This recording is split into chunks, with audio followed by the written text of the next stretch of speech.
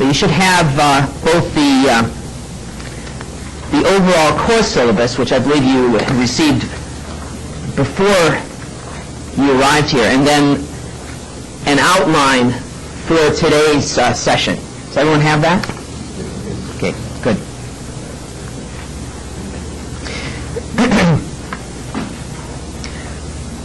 The way I'm planning to run the session and the sessions is that we will be, I will cover one section of material, and then I will pause for questions and discussion. So hold your questions, but you won't have to hold them to the very end of the morning, because I know you have forgotten them all by that point. So we'll be pausing after each natural break in the flow of the presentation.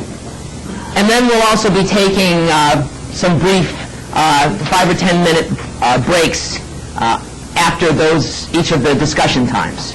So this is the goal is to keep you all fresh and intellectually alert.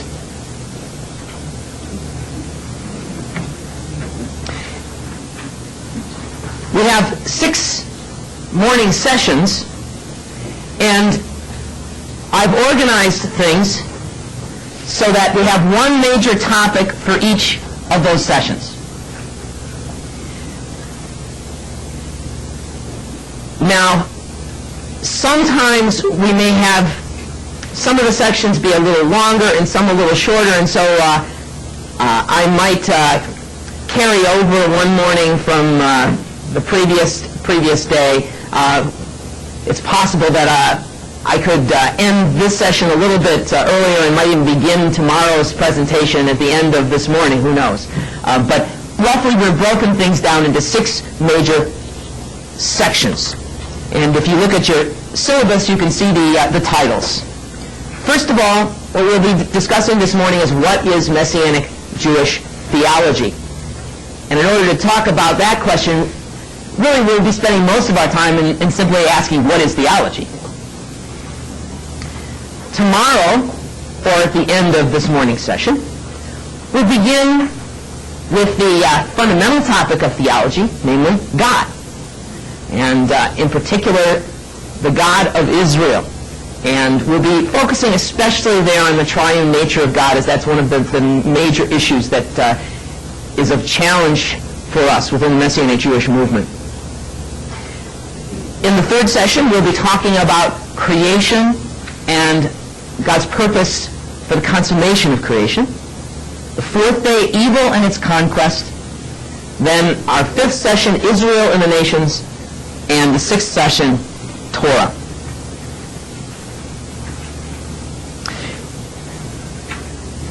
Yeah, this is a large room, and we actually, I think, could use a PA system here, because if I speak much louder, I'm going to lose my voice by the end of the morning. So,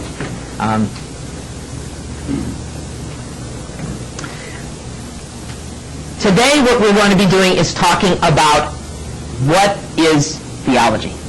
What are we doing in talking about theology? One thing I can say definitively about this course: you are not going to be learning the ultimate, final Messianic Jewish theology this week. No such thing exists.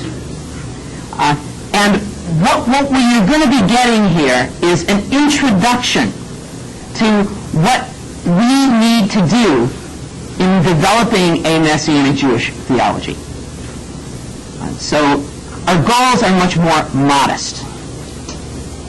Now, what is theology? I want to provide a working definition. This just means this is the definition I am going to be employing. There is no one definition of theology. This is the definition I am going to be using. Theology is disciplined thinking and speaking about God, His will, and His works, and our relationship to Him, that seeks to be A, faithful to revelation, B, integrated and coherent, C, consistent with our knowledge and experience of the world.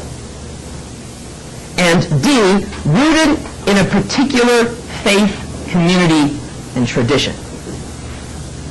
So, 4 different aspects of theology as a disciplined way of thinking and speaking about God.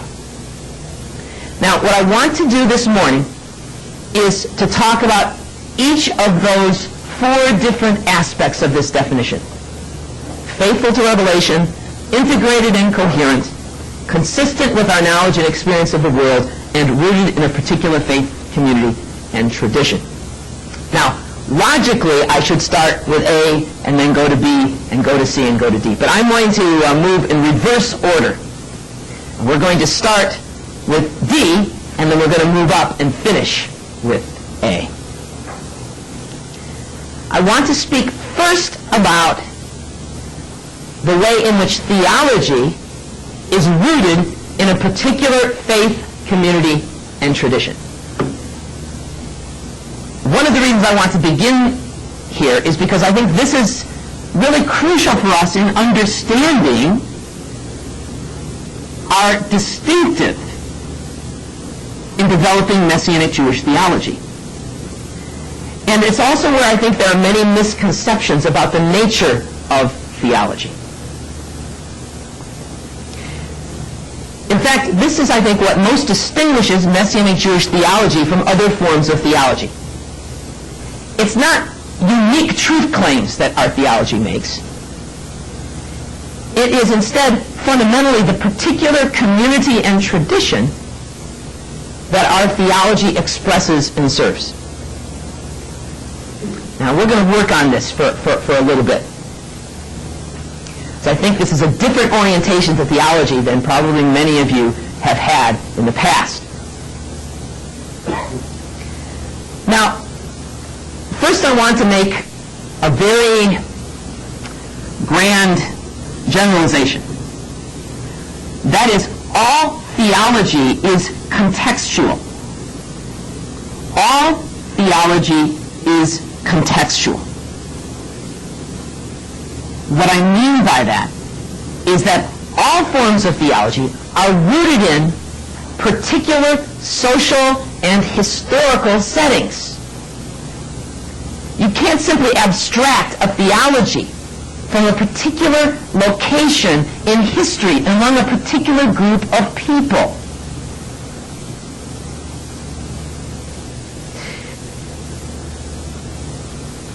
Each theology, every theological perspective consists, for example, of conceptual tools. What do I mean by conceptual tools? I mean a language, a way of trying to capture in terminology key realities. And every theological tradition has its own conceptual language. If you went and you opened a book of Lutheran theology, you would find a whole language there, focusing on such things as, justification and sanctification. They all seem to end with an I-O-N, and there's a language, a conceptual apparatus. In many ways, every theology consists of a kind of language. And you might not even realize it, but that the terms that you choose and the concepts that you utilize end up shaping the nature of the theology you're doing. Similar, every theology has a structural framework. What do I mean by a structural framework? What I mean is you determine which truths are central and which are more peripheral. You have to think of a theology as something like a building. And each of the particular assertions are like bricks, or they're like beams of wood, or blocks of concrete. You can have all the same materials of a building, And you can put them together in dramatically different ways and come up with very, very different buildings with the exact same building materials.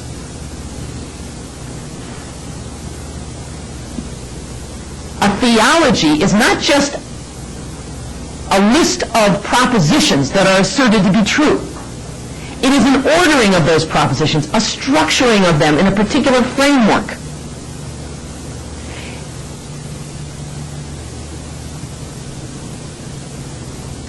A theology also is driven by programmatic priorities. It's driven by questions. What are the gnawing issues that demand attention? And in every generation, in every grouping, there are different questions which are being asked.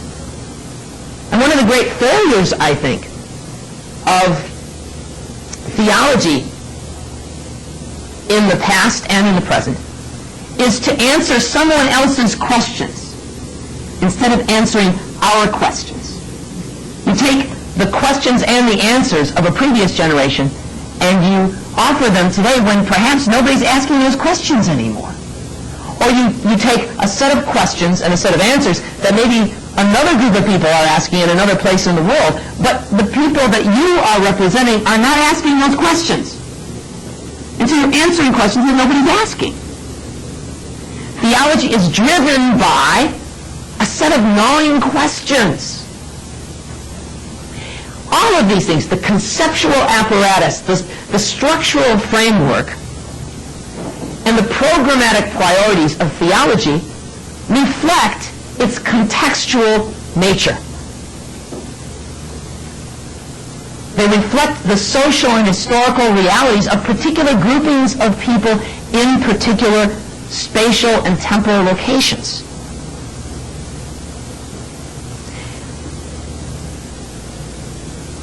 These kinds of distinctions are even seen internal to the New Testament. If you look at the writings of Paul, of Rav Shaul, and you see the concepts that he utilizes, the language that he utilizes, and then you look at John, the Good News according to Yochanan, or the letters of Yochanan, you will find that there's not a great deal of overlap in the language that they use. You won't find the language of justification in this way in Yochanan. He's operating with a different conceptual framework. And the authors are also working with a different structure in the way in which they're putting their materials together. And they're also being driven by different programmatic priorities. They're answering different questions for different groupings of people. And the documents of Scripture itself reflect these kinds of differences. And this is why there are actually, what you might say, different theological perspectives internal to the Scripture itself.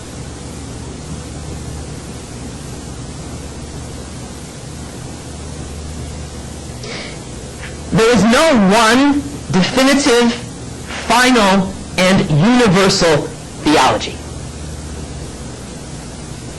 Different faith communities will have different theologies, and those theologies will change and adapt as the communities and their contexts change. One of the books that I recommended, or that I required for this course, is the Louis Jacobs book. And he's very deliberate in his choice of a title. The title is not Jewish theology. The title is A Jewish Theology. Because he was very conscious, even operating simply within the framework of Jewish tradition and the Jewish community, that it's not possible to write one final, definitive Jewish theology.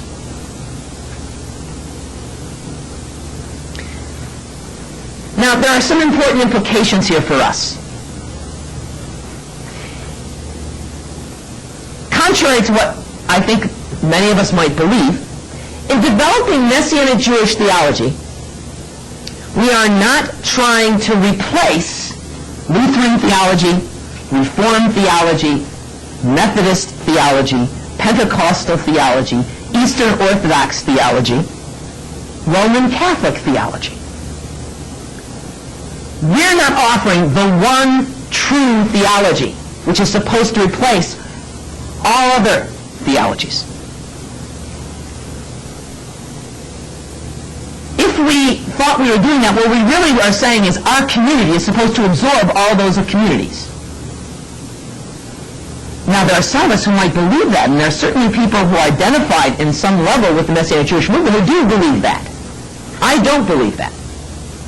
I believe that the different traditions and streams of tradition in the Christian world have their own validity and legitimacy and their own contributions to make.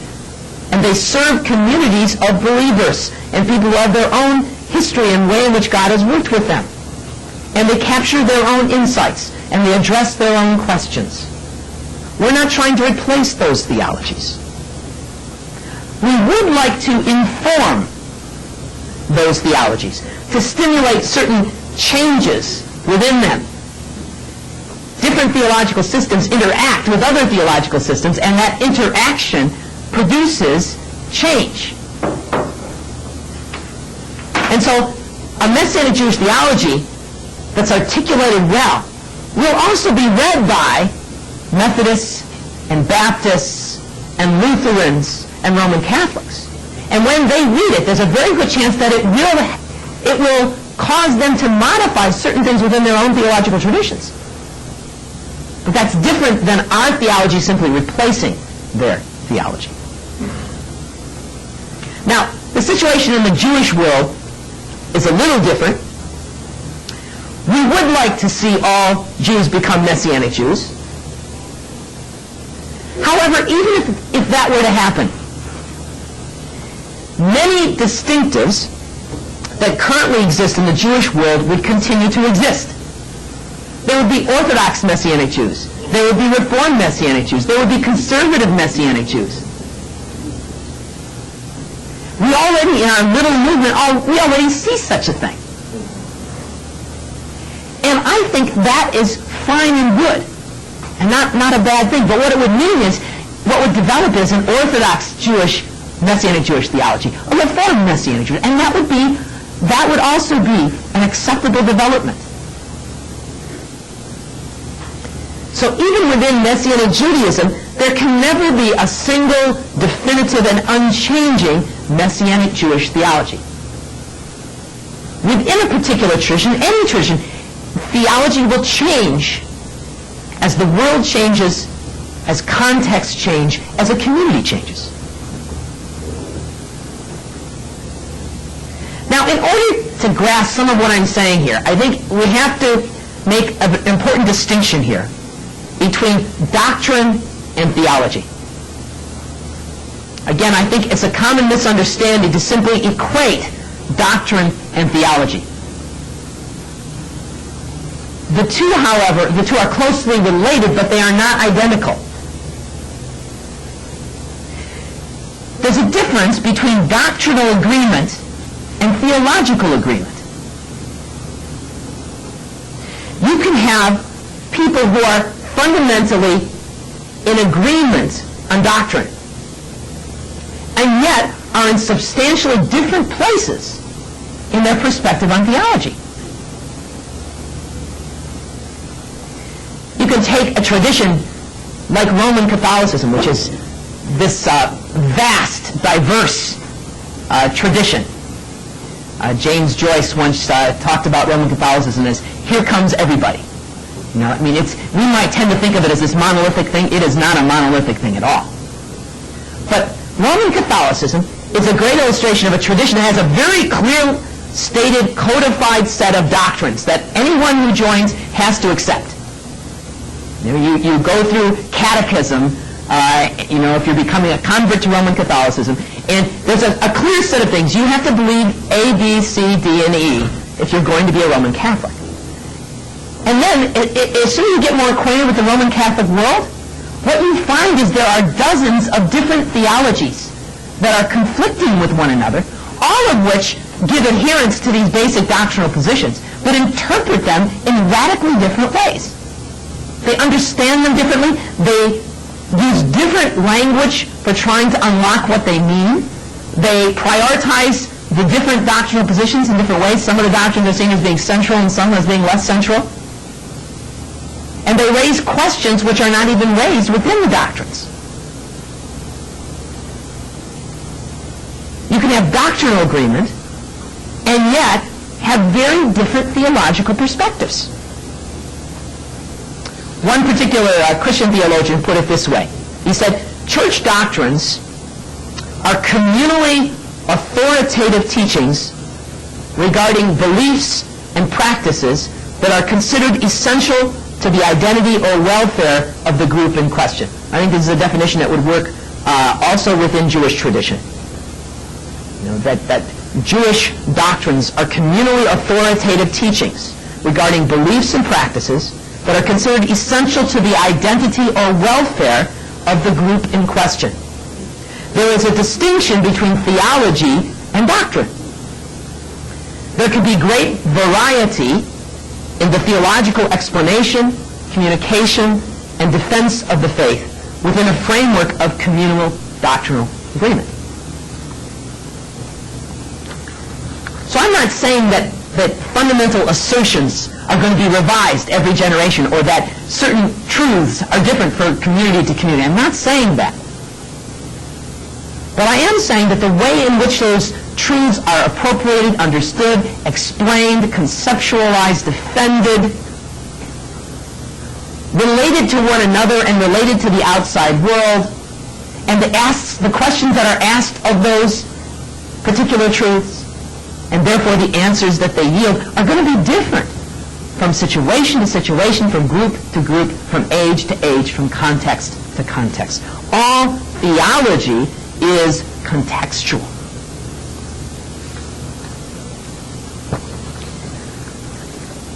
And so the challenge for us as Messianic Jews is to develop a theology which is Messianic and Jewish, and which expresses the life of our community and our tradition, answers our questions.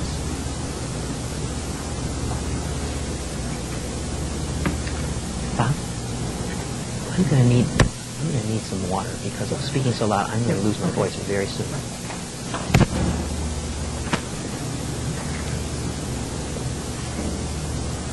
Now, one of the implications of this distinction between doctrine and theology, when we think about doctrines, we tend to think about them as true or false. Doctrines are assertions, propositions, statements of belief.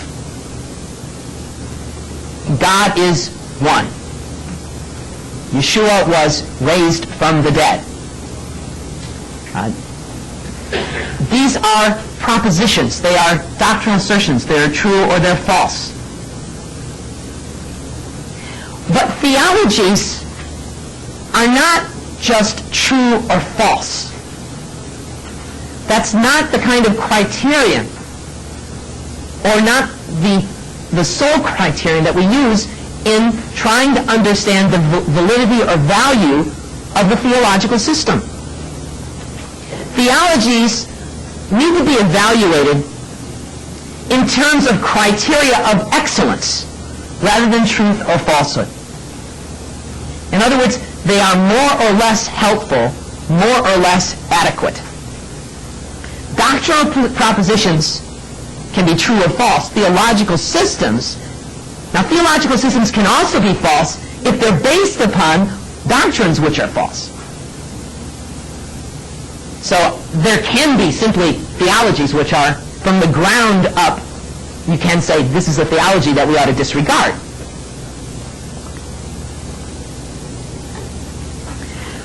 However, for the most part, theologies and theological traditions are like languages. Languages have strengths and weaknesses. If you've learned different languages, you know that there are certain things you can express better in one language and other things that you can express better in another language. Languages have their strengths and their weaknesses. And theological traditions are like languages. The different traditions can actually express different aspects of reality, of theological reality, better depending on their strengths. How do you determine what is more or less excellent in a theology? Well, I think you can use the definition that I gave, the working definition that I'm operating with. Is this theology disciplined? Is it rigorous? Is it thoughtful? How faithful to revelation is this theology?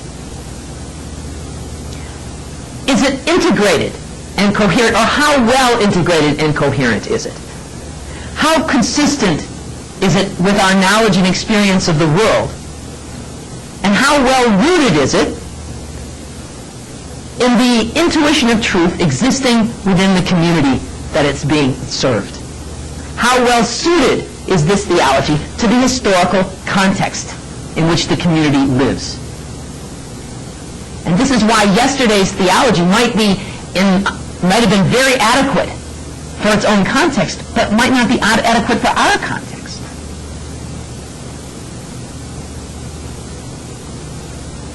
Now, a final point here in talking about community and tradition, and then we'll take some time for discussion.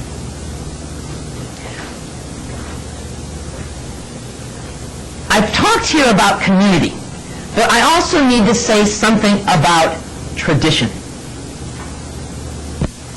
Tradition is of enormous importance in understanding theology. In fact, tradition is of enormous importance for understanding any human endeavor, any disciplined mode of thinking or of acting or of operating. This is true, for example, in the natural sciences. No scientist simply starts from scratch. Every scientist begins operating within an intellectual tradition. And it's the intellectual tradition of a particular scientific discipline that allows the individual scientist to be creative and to make a new discovery. Every scientist builds upon the work of previous scientists and generations of scientists.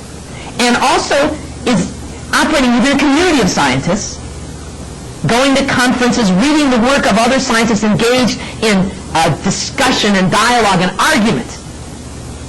Scientists are part of a community and they are part of a tradition, because that's the way human thought and human endeavor works. Now, this is of enormous importance for us because most of us, as early 21st century Americans, and as most of us have, our faith experience has been shaped within a very individualistic stream of religious life. Evangelical Protestantism tends to have a very individualistic orientation. We tend to think about our relationship with God as me and God. And we tend to be somewhat hostile to the idea of being in a flow of a tradition. And I think this has to change for us. Human thought always operates within a tradition, whether you know it or not. You will be operating within a tradition. As I said, it's true of the natural sciences, it's true of the social sciences, it's true of art. I was talking with, is it Rick or Rich? Rick. I was talking with Rick, who taught history of art. And an artist doesn't simply come along and paint a painting from nowhere. An artist has learned to paint by studying within a particular tradition of art. And so if you go to museums, you'll usually see paintings and artists grouped according to different schools. You know, you have the Flemish school over here, and it's done according to different ages. And you see the changes that occur from generation to generation, even from location to location. The difference between the Italian artists of one period and the Flemish artists of the same period. Art always operates within a communal context and a historical context of tradition. Poetry. All poetry is built upon a tradition of poetry. This was emphasized by T.S. Eliot, beginning of early part of the 20th century, how every poet stands in line, stands in relationship to a whole history of poetry. And this is also emphasized in some unusual ways in various types of postmodernist perspectives on literature, where it's understood that every artist is in continual dialogue with and an attempt to interpret and reinterpret a tradition of art and of writing. And this is as much true for theology as it is for art, for poetry, for natural science, and for social science. The very language that we speak is a communal tradition. Language, by its very nature, it's communal. It's not something you don't create. If you create your own individual language, nobody will be able to understand you. The whole nature of language is it's a social activity. Its whole purpose is to develop meanings which are understood by a community. Similarly, each generation does not simply create its own language. You inherit a language, and then new vocabulary is added to that language, and the language changes. But as my friend Stuart Dollarman often says, you can't depart from where you've never been. And all development, all change starts from somewhere. And that's what tradition. A tradition passes on something that you inherit, and then you can develop it, you can critique it. Even when you're in reaction against it, you're being shaped by it. Martin Luther started a new movement in Christian theology and in Christian history. He was in reaction to the world in which he lived, and yet you can't understand his theological system unless you understand the system he was in reaction against. He's as much being shaped by the system he's in reaction to as those who were accepting that tradition. The most dangerous thing for us is to think that we are somehow or another outside of a tradition. The reason that it's dangerous for us is then we are oblivious to the way in which we are being shaped. We operate then within a kind of delusion that it's simply me and God or me and the Bible, and I'm receiving this new revelation and this new understanding, and it's this totally creative, absolutely new thing. And we don't see how it in any way connects up with anything outside of ourselves. And in the process, we are being shaped by other factors, and we're parts of traditions. How often I read Messianic Jewish literature, and I just say, boy, this is recycled Baptist theology, this is recycled Pentecostal theology, this is recycled dispensationalist theology, this is, and of course the person who is writing it is not thinking in those terms. But it's dangerous when you don't realize the way in which your understanding of the Bible and of truth has been shaped by a particular tradition. I know that for me, when I first came to faith, I had a particular set of teachers, and I understood. They taught me what the Bible meant. And I just understood, this is what the Bible means. And then I got into another circle of people who said, no, that's not what the Bible means. It means this. Says, what do I do with that? I thought that what I was learning was simply the Bible. And what I learned was, you never simply learn the Bible. You're always learning a particular reading of the Bible, a particular interpretation of the Bible. And that puts you within a tradition of interpretation. And then, as soon as you encounter the conflicts of traditions, then suddenly you realize, you become alerted to the fact that you're always operating with these different interpretive schemes. Now, once you understand the importance of tradition and the importance of community for shaping every intellectual endeavor, and most specifically theology. Then you're put into a position where you can understand the unique problem we have as Messianic Jews. The unique problem we have is we lack a continuous theological tradition. We don't have one. If a Lutheran or a Baptist theologian wants to make changes in their theology, they can do that, but they're starting from somewhere. We're not starting from anywhere in terms of Messianic Judaism. While there have always been Jewish believers in Yeshua, through 2,000 years, there's a continuous stream of Jewish believers in Yeshua. Not since the early centuries of the Common Era have there been a community of believers, of Jewish believers in Yeshua, with anything resembling a common identity and a common vision, or with a sense of belonging to a wider Jewish community at the same time. This is a challenge for us. At the same time, I think it is a delusion to think that we can start from scratch, to pretend that we can create a community and a theological tradition simply out of materials from 2,000 years ago. This is another problem I sometimes see within our movement. A tendency to think that we can leapfrog over 2,000 years of history and operate as kind of like intellectual archaeologists who are digging through different layers and strata and then coming up and unearthing this original first century jewel and polish it up and think that somehow or another all we need to do is to have that and restate what was said in the first century, and that'll do for Messianic Jewish theology. Well, I don't think it will do. Obviously, the first century reality is something that is foundational for us, absolutely foundational. And we see this when we're going to talk about how our theology has to be founded upon revelation. However, the world has changed in 2,000 years. Much has happened in 2,000 years. Much has happened with the Jewish people in 2,000 years. Much has happened in the Jewish people's relationship to Yeshua over the last 2,000 years. Much has happened in the church in the last 2,000 years, and much has happened in the relationship between the church and the synagogue over the last 2,000 years.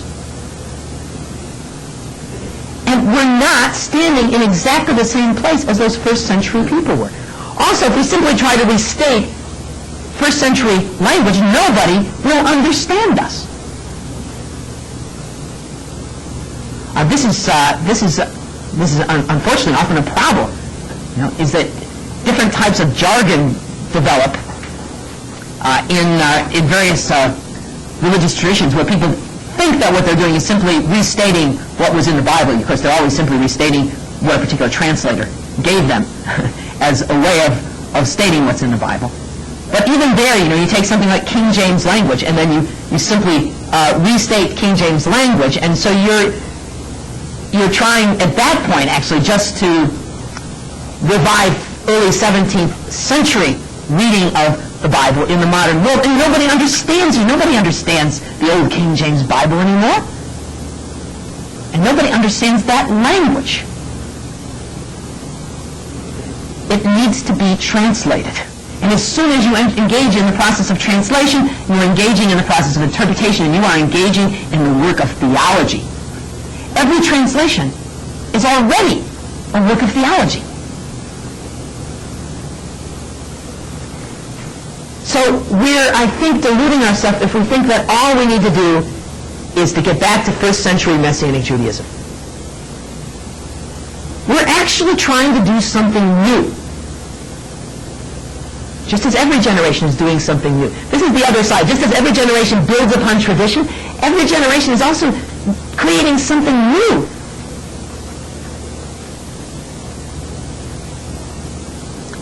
So, we have a dilemma. On the one hand, we don't have a continuous tradition. And on the other hand, we realize that our theology has to be founded in tradition. Where does that leave us? Well, I think the unique tension in our situation is actually from the fact that we need to draw from two theological traditions. And there are two theological traditions which have historically defined themselves in mutually exclusive terms. That's our tension. That is where we stand. We are connected to two traditions. And again, I believe we're really deluding ourselves as we think we're simply creating a brand new tradition. Messianic Judaism is a form of Judaism, and if it is a form of Judaism, it has to build upon the last 2,000 years of Jewish tradition, not just the Bible. It has to build upon the living reality of Judaism. But it's also Messianic. And therefore, we can't simply ignore 2,000 years of Christian questioning and understanding and asking about the nature of God and the nature of Yeshua and of Yeshua's work. We're not starting from scratch. If we are Judaism, our starting point must be Jewish theological tradition. But since we are Messianic Judaism, our reading of that tradition is in light of our faith in Messiah and in light of the insight gained through 2 millennia of Christian theological tradition.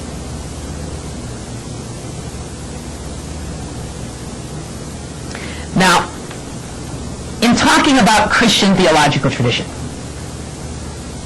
I want to make one final comment here, and then I'm going to open things up for some discussion.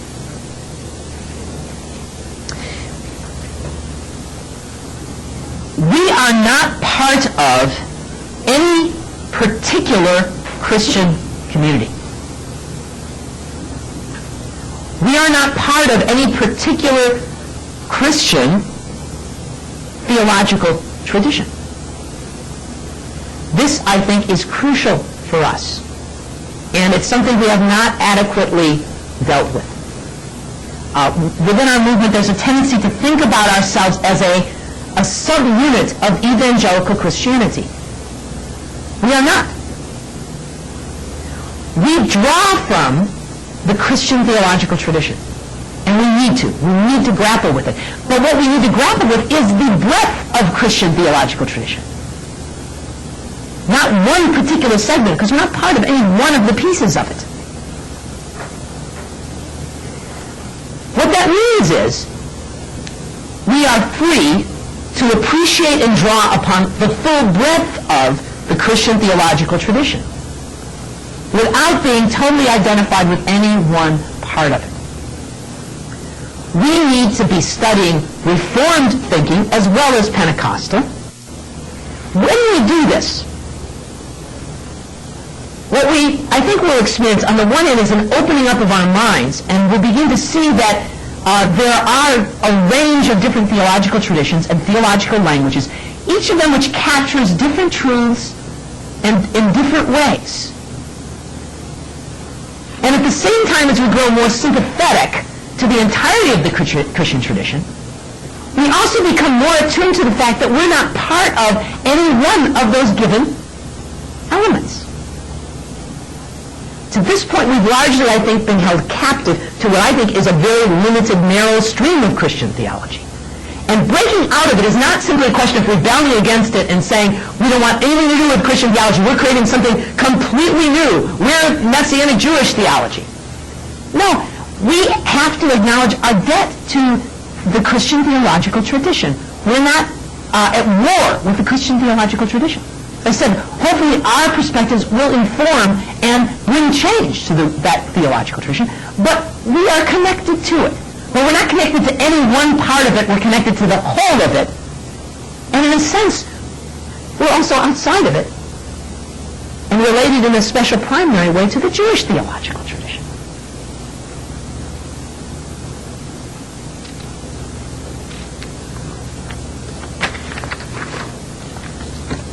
Okay, I'm going to stop there and open things up for comments and questions. And I think Bob wants us to use a microphone for this so that all of your comments and questions are also captured on the tape. So please raise your hands.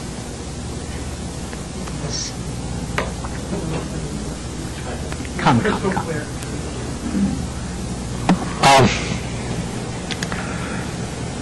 Are there absolute... That's okay, yeah, this is just for the tape. Okay. No, Are there absolute truths in the Bible, A? And you spoke about 2,000 years of history that we need to include. Now, I understand today that the rabbinical is no longer kadosh the way I used to believe, but do we throw away the other 3,700 years where some great statements and great teachings were included? Well, just one question for that. The 37, meaning the whole rabbinic... Well, the whole rabbinic teaching. Okay, yes. Okay, the first question, very simply, yes, there are certain things which are true and certain things that are false. This is why I was trying to say when you're talking about doctrine, there are certain clear things that are true or false. What I might say is that sometimes it's easier even to say that certain things are false. And sometimes when you even in the realm of truth, sometimes you can say things this is true, but there might be a better way of saying it. We're going to come across some of these things in the next week. Is that, sometimes someone asks you a question, they give you an either-or thing, and you say, I can't say exactly yes to either of these alternatives. Something about the very way the question was framed.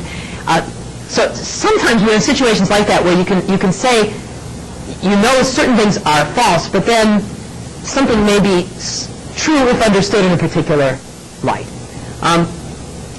Also, I think that even in terms of readings of the Bible, I think that there are certain types of understandings of particular books, for example, or particular verses, where you can simply say there's no way of finding that within the text. You can simply say it is simply not there. There's no way of making a plausible case that this verse is saying what you're trying to say. However, it's much more difficult to simply say, and this is the final definitive statement of what this verse is saying. In other words, there can be different ways sometimes of understanding a particular verse, which might be of equal validity. So sometimes it's a little harder to get at what the one truth here is. On the other hand, there are clearly certain things which are not true. When it comes to, there's certain kind of bedrock doctrinal propositions, God's work with Israel, God's commitment to Israel, the covenant with Israel, God's work in Yeshua, the death and the resurrection of Yeshua. I mean, there's certain sorts of basic things which you simply say, these are doctrinal propositions which are foundational for us, and they're true or they're false. But all I'm trying to say is most of what we're doing in theology is not that. We're not simply trying to list off a set of propositions. We're trying to delve into them. We're trying to understand them. We're trying to say, what does this mean? What's the best way of understanding this? And within that world, there's room for vigorous debate, and that's a healthy thing. The second question. Yes, we're as much part, this is the whole part of my whole point was, we are tied in to 2,000 years of Jewish tradition. The rest it was common, the part of the point there is that everything before that was common to Yeshua and the apostles and the other Jews of the time. That's the tradition, the underlying tradition that's core to all Jewish tradition. What I'm saying is once the streams diverge, once the Christian church goes in one direction and the Jewish world goes in another, that's 2,000 years ago. Can we assume that any of, most or all, or even some of the Messianic leadership or the Messianic know that history? Which history? The one prior, that before it spins off, and isn't it necessary to? Oh yeah, of course. But I think that, if you take up something like the UMJC Yeshiva, most of the courses have to do with, with the biblical tradition, and I mean that's obviously Scripture and the whole heritage of Jewish tradition up to the first century is foundational to everything that comes afterwards. It's foundational to the New Testament itself. It's foundational to rabbinic tradition. But what I'm trying to emphasize is simply that it doesn't stop there. For example, in dealing with rabbinic tradition, there are some Messianic Jews who think that the only way we can justify, as Messianic Jews, drawing upon rabbinic tradition, is to try to claim that it was all there in the first century, and that the Talmud is simply oral tradition of everything that was already thought and believed in the first century. But I don't think that's true. I think you know that Jewish tradition has unfolded as a tradition for 2,000 years, and it's developed and it's changed as the community and its life has changed. And we are heir to the entirety of that tradition. And the way in which we read the biblical tradition, the 1,700 years before, as you were putting it, is also not in isolation from the 2,000 years afterwards. We have a lens, an interpretive lens, which comes from the traditions that we're part of. And what happens here is, and there's a dynamic here that I think is crucial to see, and we'll be coming up against this at other places. There's something in theology which is known as the hermeneutical circle or the hermeneutical spiral, which is very much foundational to all hermeneutics, or understanding of interpretation. The idea here is that, when we have a foundational reality that we're studying, like a text, that text informs us and shapes us in the way and in our understanding. However, who we are also shapes the way in which we're reading the text. And both are true. Now, the same thing is true with the relationship between, say, Scripture and tradition. The way in which we read the text of Scripture is always shaped by a tradition that we're part of. And what we need to do is you choose your tradition. That's the place of conscious choice, is you choose which tradition you're operating within. But once you're within that, the way you read the text is affected by that tradition. However, the text can come back and critique the tradition so that the tradition can be changed by the text that it's reading. It's not a one-way street. It's not simply the Bible critiquing my tradition. But it's also not simply the tradition interpreting my Bible. It is both. And we need you dive in, and you dive in and you understand you're part of a tradition, and you're both trying to critique the tradition at the same time as you understand you can't escape from the tradition. And then for us, we have two traditions. And see, that I think the challenge for us, let me make one other comment here. I don't think we have any truly competent theologians right now in the Messianic Jewish world. Now, that is not a slam at our theological minds. I'm not trying to denigrate myself here or be falsely modest or something. The reason I say that is this. The task of being a truly competent, first-rate Messianic Jewish theologian is absolutely enormous. Hopefully in the next generation we will have a set of great Messianic Jewish theologians emerge. But what they are going to need to do is they are going to need to master the entirety of the Jewish tradition, theological tradition, and the Christian theological tradition. And by the Christian theological tradition, I said they have to master the whole. They have to be a master of East as well as West, Catholic as well as Protestant, and Lutheran and Reformed as much as Pentecostal. The task of being a truly competent Messianic Jewish theologian is enormous. They'll have to be immersed. They'll have to understand Talmudic and rabbinic tradition. They'll have to know Maimonides. They'll have to know the whole history and stream and flow of Jewish theological tradition. Again, Louis Jacobs, in his book on Jewish theology, part of what he does at the beginning is say, if this is an impossible task, how can I write a book about Jewish theology? This tradition is so vast and so enormous, and I feel dwarfed by it. In effect, he's saying, here's a man of tremendous erudition, internal to the Jewish theological tradition. We need minds who have Louis Jacobs' grasp of Jewish theology, theological tradition, and a similar corresponding grasp of the Christian theological tradition. That means people who have really gone to school. You know, really, this is an enormous task, and in the future, I'm looking for us in the next 20 and 30 years to see some people like this emerge in our midst. But I think we have to face the fact right now that we're in a very, very immature state in terms of our theology, and that's not a slam at us. That's simply what we are as a movement. We couldn't be expected to be in a different place. But let's begin to put the pieces in place. Let's begin to build a foundation so that our coming generation, we can raise up some minds that will make the investment required in doing first-rate Messianic Jewish theology. Yes, back here. Hold on one second.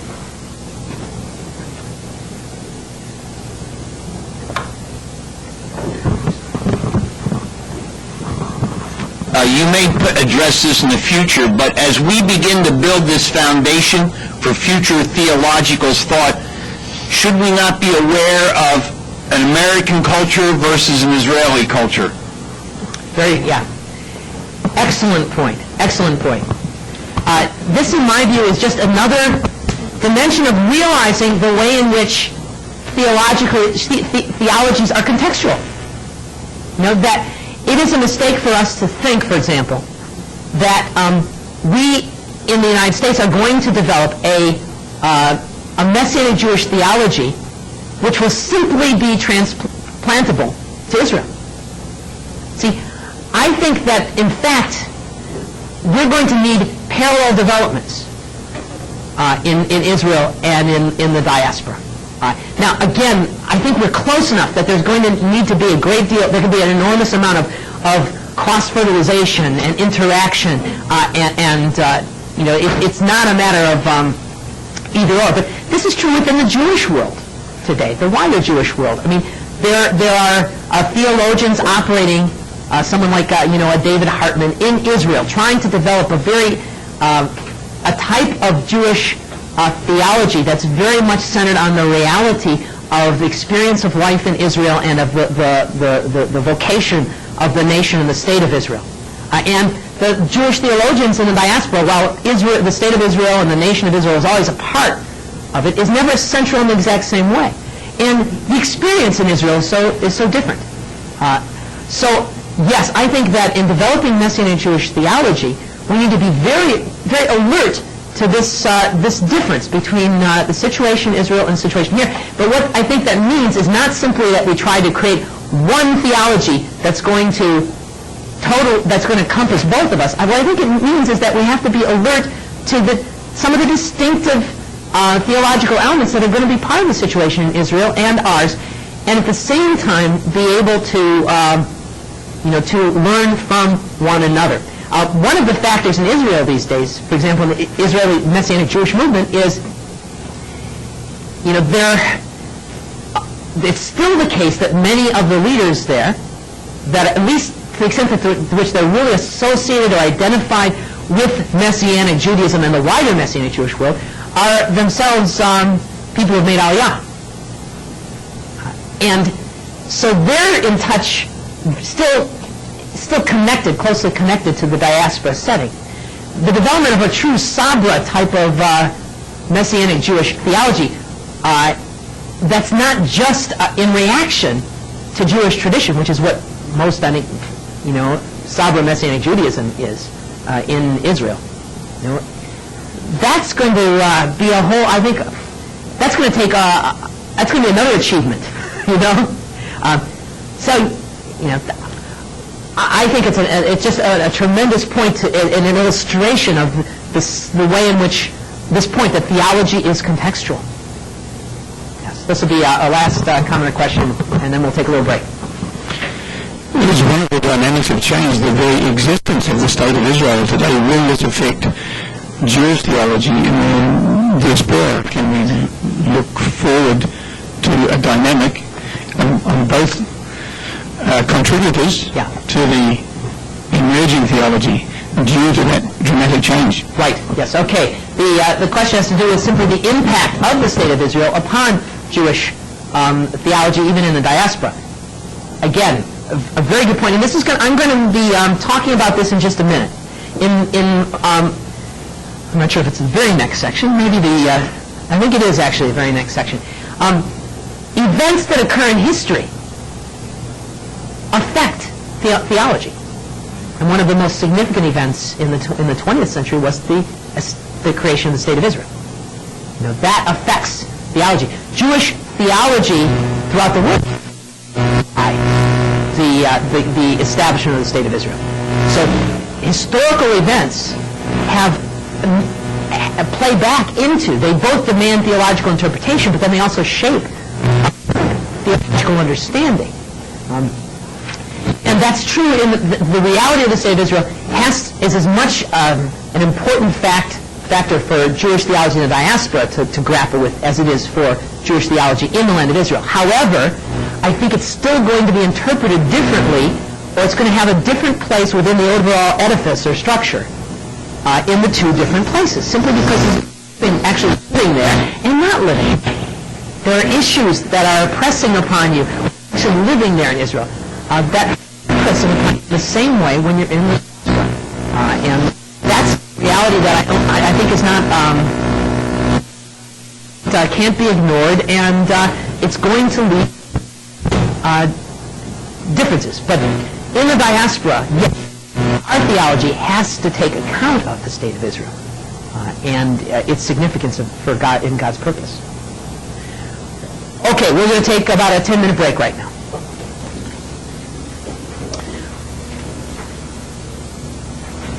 Okay, we're moving on to what was letter C in my working definition of theology, namely that it is a disciplined thinking and speaking about God, His will, and His works, and our relationship to Him that seeks to be consistent with our knowledge and experience of the world.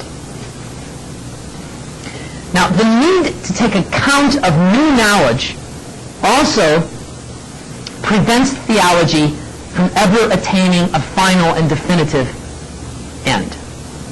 This is one of the reasons why theology there is no one absolute final definitive theology, because part of what theology involves is interacting with knowledge that's obtained of the world and the reality in which we live, and then seeking to bring that knowledge back to our understanding of revelation. Our state of, for example, scientific and also historical knowledge greatly affects how we read, interpret, and apply Scripture. We may not even be aware of this when we're reading the Bible, but it's nevertheless the case. An element in all theology is an attempt to rationally reconcile apparent contradictions between revelation and our knowledge and experience of the world, and also to illuminate one in light of the other, to illuminate our knowledge of the world in light of revelation, to illuminate our understanding of revelation in the light of our knowledge of the world. In the Middle Ages, we look at the work of Maimonides in the Jewish sphere, and then a little later the work of Thomas Aquinas in the Christian sphere. What they both involved were attempts to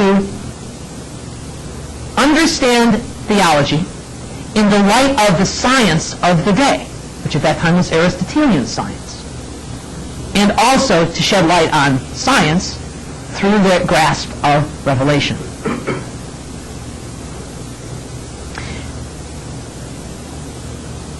If you think a little bit about the way in which I assume you probably read Genesis chapter 1. For example, you read Genesis chapter 1 and you read about the rakia, the what's usually can be translated in different ways. It's in effect what's conceived of as a kind of dome that surrounds the world, the sky. The rakia, that which separates in Genesis 1, separates the waters above from the waters below. Now, do any of you believe that there is some kind of a solid dome that encircles the world, and that there are windows that open and shut in that dome, and that there are waters above that dome, and that when it rains, what's going on is the windows are opening up and the water is falling down, and then when it stops raining, the windows shut? I don't think that you actually read Genesis 1 in that way. And there are various expressions of an understanding of the nature of the world that we simply interpret in a more metaphorical way, automatically, in the light of our understanding of the nature of the world. Now, there's a famous saying from Yuri Gagarin, who was the first Soviet cosmonaut, who orbited around the world, or I don't know if he orbited or if he just made the first, the first trip into space. But basically, what he said when he came back down is, God's not up there. God's not up there, because what he was doing was arguing, of course, against the view which no serious Jewish or Christian theologians had held for thousands of years. The idea that God has a throne in the sky. That when it speaks about God being enthroned in heaven, Shemayim just means sky, and that therefore, if you go far enough up there, you'll encounter God and angels. And of course, as I said, for thousands of years, no Jewish or Christian theologians had seriously thought that that's the way that God was spatially located in that way. Although, simply from reading certain texts within the Bible, you could possibly presume that. Our reading of the text is affected by our understanding of the nature of the world in which we live. Now, there are some people who might want to continue to be flat earth people and whatever, or believe that we have to buttress even these elements of the biblical cosmology to believe in a literal rakia and a literal throne in the sky. But I hope there aren't any of us here who would hold that position. Some of the reasons we don't have to do with our knowledge of the world in which we live.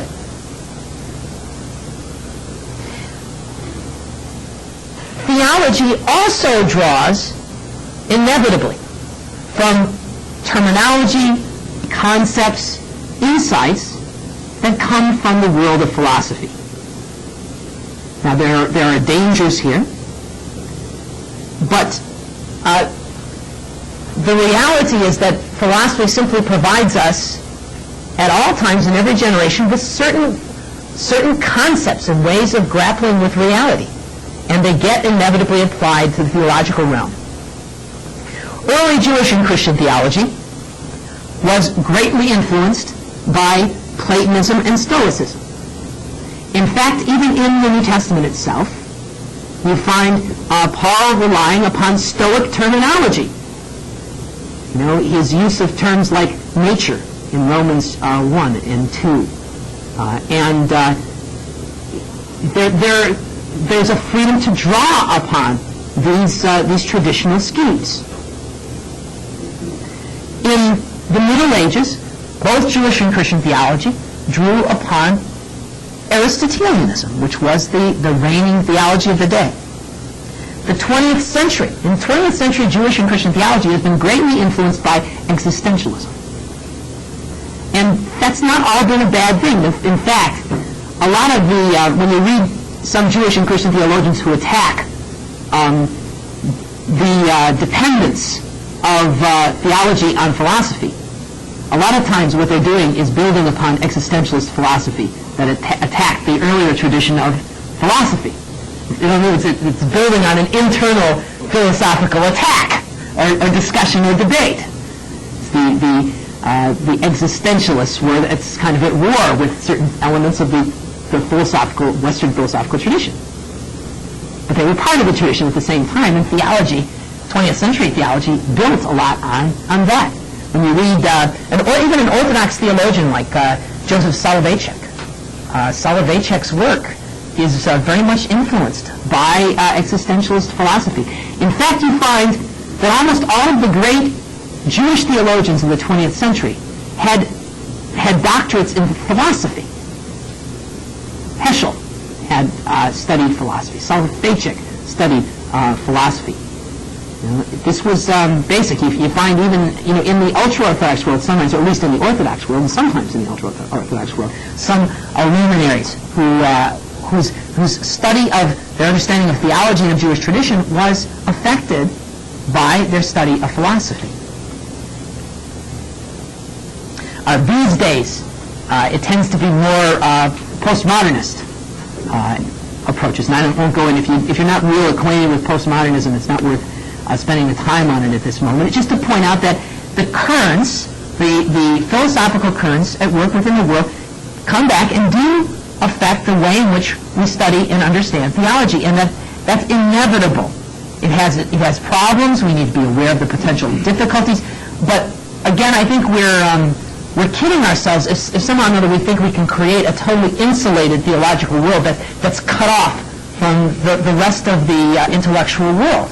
Part of the purpose of theology is to relate our understanding of revelation to our understanding of the rest of the world. And that's what science is about, and that's what philosophy is about. Understanding the world.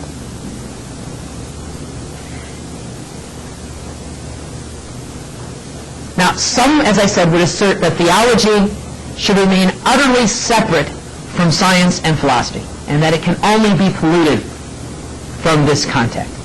But I see this as the same kind of naive claim as the view that we can be free from tradition. Our thinking about theology will be colored by our scientific and philosophical presuppositions, and that'll either happen consciously or subconsciously, or unconsciously. The only question is whether we're going to be aware that we're doing it, or whether we're going to be unaware that we're doing it. Just as the same thing is true with tradition. We may think we're cut off from tradition. We're always operating within a tradition. We may think somehow or another we're separating ourselves from philosophical constructs, and it just means that we're building on some unconsciously rather than consciously. Philosophy and science are tools to be employed in the study of theology, but they must always be subordinated to the realities that are being described and encountered, and to revelation itself. Theology's fundamental data, what it's fundamentally studying, is God, and it's as brought to us in revelation, as He reveals Himself to us. That's fundamentally what we're dealing with. Science and philosophy and history can be of use, but they can never be determinative for what we're doing.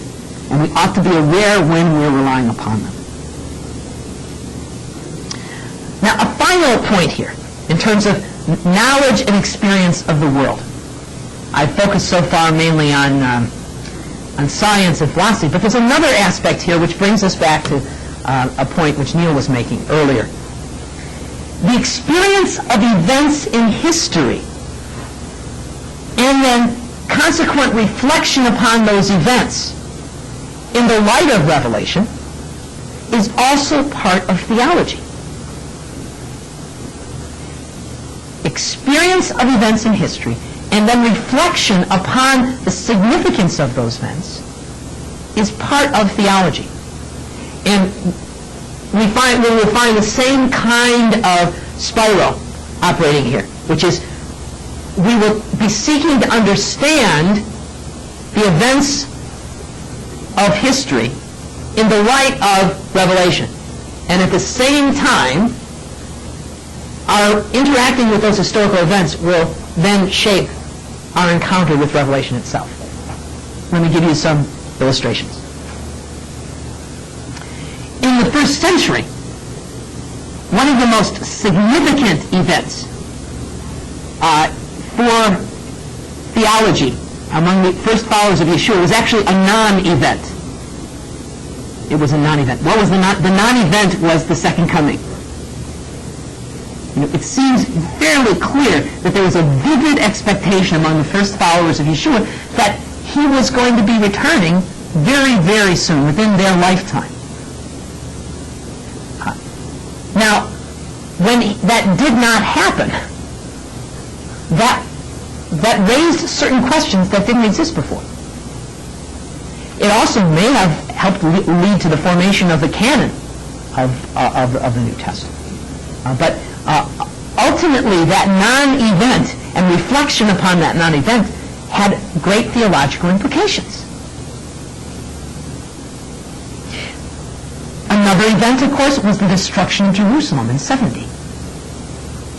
This was an event in history that had profound implications for Jewish and then later Christian theology both. And in the last century, in our own lifetimes, at least the lifetimes of some of us, the experience both of the Holocaust and then the creation of the State of Israel were historical events of profound importance for theology.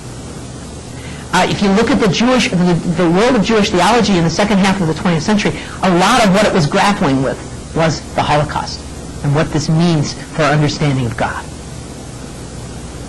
And it's still a live issue. There was a very interesting article in the Jerusalem Report a few months ago where the cover story was about the ultra-Orthodox trying to grapple more with the issues raised by the Holocaust. But the Holocaust also had a profound impact on Christian theology. It was as a result of the Holocaust, most of the Christian church traditions began to rethink their whole understanding of the Jewish people and their approach to the Jewish people.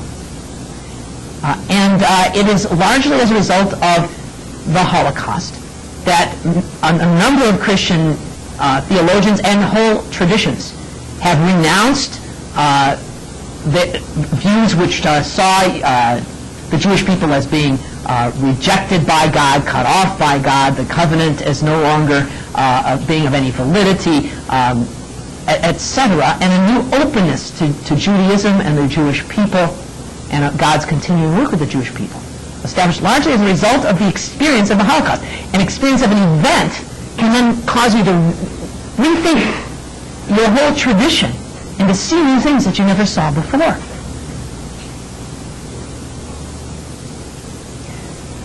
So, experience, actual experience, lived experience of life, and historical experience and reflection upon that is part of theology. And so there's another reason why theology is not simply restating what the Bible says. It is always a matter not only of taking account of tradition, but of understanding the message of the Bible in relationship to knowledge obtained through science, in the light of philosophical developments, and also in the light of the historical experience, particularly the historical experience of the Jewish people. Okay, any break for comments, questions on this?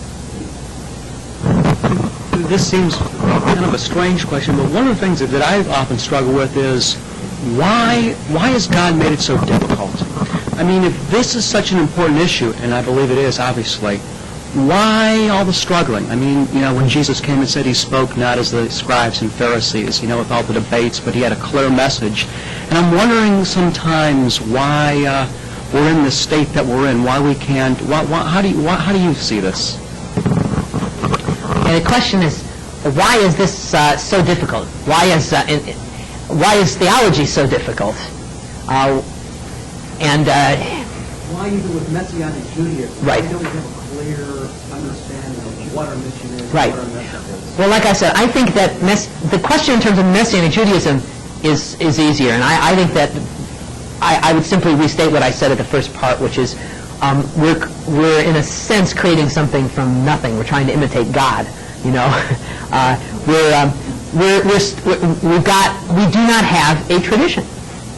And what we really have, and that's only partially true. In effect, what we're really saying is we have two traditions that are at war with one another. And that's also a big problem. You know, it's a question which is worse, having no tradition or having two traditions that hate one another, or historically hate one another. But I mean, either way, the point is, our dilemmas or our problems and our immaturities, I think, are perfectly explicable. We really are doing something which is, I think, very exciting. You see, I hope I wasn't too depressing earlier. Actually, I find this to be an exhilarating thing. You know, I see a potential for new breakthroughs. I feel like I'm on the brink of some wonderful new things. And so I'm, you know, just on a very personal level, I feel like I see for the rest of my life what I'm going to be doing and what I hope to achieve by the grace of God. So I find I see for our whole movement this as being an exciting and challenge. I see the challenge to be a wonderful thing. But I think theology is also there's inherently challenging for any tradition, even outside of Messianic Judaism. And I think it's built into the nature of the human enterprise. That God, and we're going to talk about this more when it comes to creation, but one of the themes of Jewish theology, which has been not emphasized in Christian theology very much, I think that it's one that we ought to be picking up more in Messianic Jewish theology, and it's one of those contributions we can make. It's this emphasis on the human role of being partners with God in the work of creation. In other words, that we're not supposed to be just passive recipients of truth. We're just kind of, God didn't create us simply to receive things on a platter. He created us to engage, to enter into a process with Him. And that's the excitement, that's the challenge, that's the wonder of what we have before us in whether it's building Messianic Judaism or in this area of theology. You know, that there's something to be done for our generation which is new and which it won't be done unless we do it. God's not going to send some tablets from heaven, you know, to be read. We have to do it. And I see that as a sign of the dignity of humanity and of what it means to be in the image and likeness of God and the wonder of creation. You know, that He didn't want it to be so simple. Now, there's some things that are simple. It's not that everything is complex, and that's why I tried to make the distinction also between like doctrine and theology. I mean, there's some fundamental realities that we grasp and they're just there, you know. One of the greatest theologians of the 20th century, one of the deepest, most profound minds and most learned men of the whole century was Karl Barth. And there's one story of Karl Barth coming on a lecture tour to the United States and being caught, I think just before he entered on a plane, by a reporter, and asked him to summarize, if he could summarize his whole theology. Karl, if any of you have ever even just been in a library and looked at the church dogmatics, it's I can't remember how many, between 10 and 15 very thick volumes of one extended work. And the response of Karl Barth was, Jesus loves me, this I know, because the Bible tells me so. Now, the point is, part of what he's saying is that there really are some things that are simple. You know, there's some essential realities that are simple. And our grappling with theology hopefully will not get us thinking that everything is impossibly complex. Some things, the foundational realities are simple, but that theology is not just the restating of these simple realities. It's endeavoring into exciting new realms of trying to probe the depths and of also trying to understand it in the light of the world in which we live. So rather than being intimidated by it, I just see it as a wonderful, challenging enterprise. You said at the very beginning that do we believe that the Rakia and the windows in heaven? Well, of course we've been up there now, so we know it's not. I'm always concerned when we step away from the metaphor that people, now I'm not talking about people with a certain level of education, we're here, I'm not referring to anybody here, but quite often we will say, okay, God doesn't have a window there physically, and then the people out there who are looking to do it as easy as they can, they say, well, then God really doesn't make the rain, and if God doesn't make the rain, then et cetera, so we can do anything we want. How do you prevent this? Because to me, it's always easy to tell a person that, it's not there, but it is God who turns the faucet on and off. How do we prevent in the teaching? I'm sorry to say that I run into many theologians who are busy trying to tell me what I don't have to do more than what I really should want to do. What is your opinion on that? If I made it clear. Yes. Well, I think so.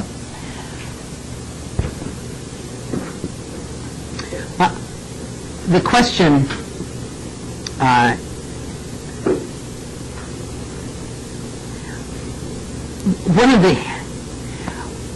maybe I can even ask a more foundational question, which is related to this one, which is just has to do with the dangers of theology. And the theology can be very dangerous. But I think walking outside your house can be dangerous.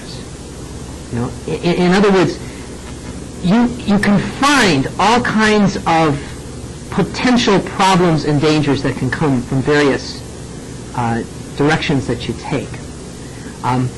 But you can't live your life in terms of simply avoiding dangers. There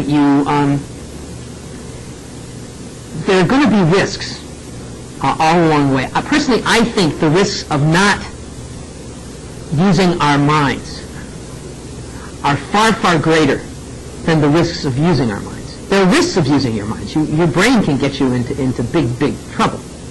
But I think the risk of not trying to use your brain is far, far greater.